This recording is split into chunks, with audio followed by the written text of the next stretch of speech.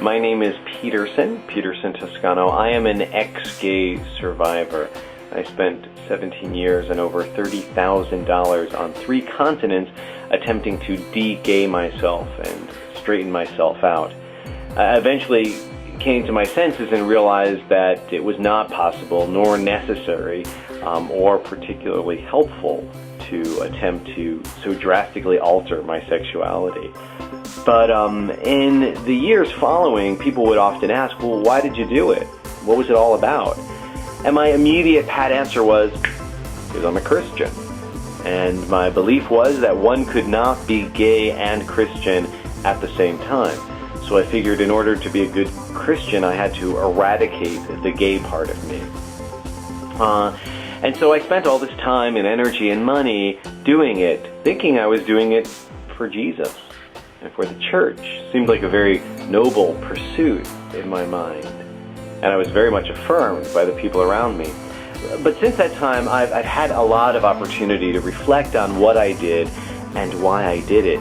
And I've begun to compile a list of the other reasons, the hidden reasons, the ones really fueling this drive, this quest to straighten myself out. And I'd like to share with you some of the reasons why I try to de-gay myself. They're in no particular order.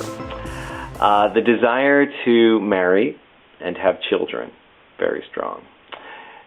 Twinned with that was a fear of loneliness as I grew older. There was AIDS and other sexually transmitted diseases that I assumed I would get if I came out gay. I had lots of misinformation of what it meant to be gay. I had this strong desire to fit in with everyone, to feel normal. I felt pressure from society through virtually every film, TV show, pop song, and commercial that proclaimed the heterosexual life was the idealized norm without showing any other alternatives. I saw many negative portrayals of gay people in the media, as well as lesbians, bisexuals, and transgender people.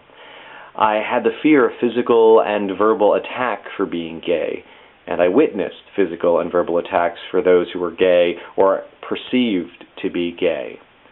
I felt a strong desire to advance in the church hierarchy, to become a missionary or a pastor in a church that made it very clear that you could not be gay and serve God. I had the desire to please family and friends, and I had the fear of losing family and friends. I didn't see any positive gay role models in the world. I had some sexual encounters, and it caused me a lot of distress because I lived in a society that punished sexual deviance, and I felt that I was being deviant because everyone said it was so wrong. Well, interestingly enough, an addiction to credit cards never seemed to bother me in a society that encouraged debt. I had unresolved sexual abuse issues that caused me to carry my abuser's shame with me for years, thus leading to question my own sexual orientation and self-worth. I had a low self-esteem and a great deal of self-hatred and internalized fear of all things gay. And I had cowardice to stand against the tide and to simply be myself. For years, I bowed to other people's will. I begged and I pleaded God to do something that is fruitless to pursue.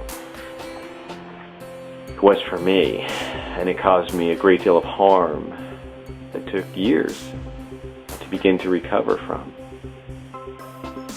Ultimately, I did come to my senses, and I came out. And I have been coming out as myself.